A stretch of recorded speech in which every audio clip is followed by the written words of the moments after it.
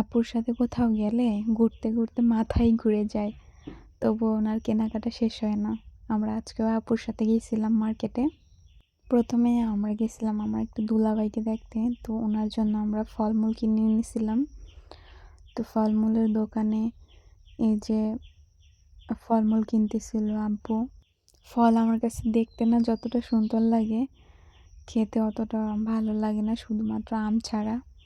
আমি তেমন কোনো ফলই বেশি খাই না। তারপরে হচ্ছে যে আমরা চলে আসছি, এটা ছিল সে আমার বোনের মেয়ে। ও মাশাল্লাহ, ওর চোখগুলো এত সুন্দর ছিল, মানে পুরাই আনকমন। তারপরে হচ্ছে আমরা ব্যাংকে আসছিলাম টাকা উঠাইতে। সেখানে দেখলাম যে টপের মধ্যে এতগুলো অ্যালোভেরা গাছ হয়ে আছে। এগুলো কেউ মনে হয় না ব্যবহার করে, এমনি হয়ে থাকে, আবার এমনি মনে হয় পচে যায়, আবার নতুন করে হয়। তারপরে আমরা হচ্ছে আলনা কিনতে গিয়েছিলাম। বাজারে মনে হয় 10 বার কমপক্ষে ঘোরা হয়েছে এই জায়গায়। বারবার আসি, বারবার যাই, কারণ এক জায়গায় পছন্দ হয় তো অন্য জায়গায় হয় না, বা দামে বনে না এরকম।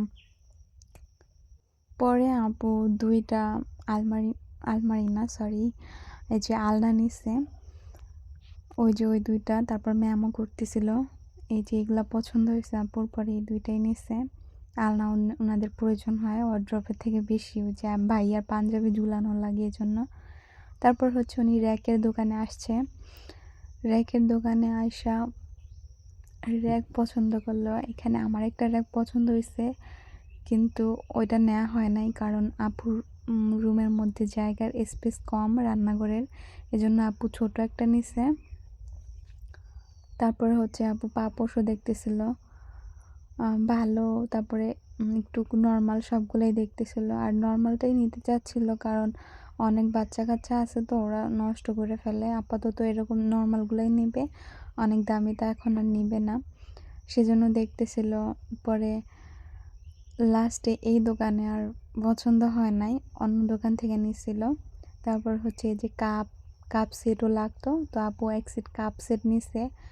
অনেকগুলো দেখার পরে লাস্টে এই গোল বাটিটাই পছন্দ হয়েছে, গোল কাপ সেটটাই। এখন আমার মনে হয় কি সবাই ওরকমই কাপ কিনে, যে প্রথম যেটা দেখলাম, এজন্য আপু ওইটাই নিছে। আমরা বলার পর যে আপু ওইটাই সুন্দর হবে। তারপরে আরও কিছু গ্রোসারি দেখতেছিল, তারপরে আমরাও কিছু দেখতেছিলাম। এই যে সব কিছু নিছে আপু।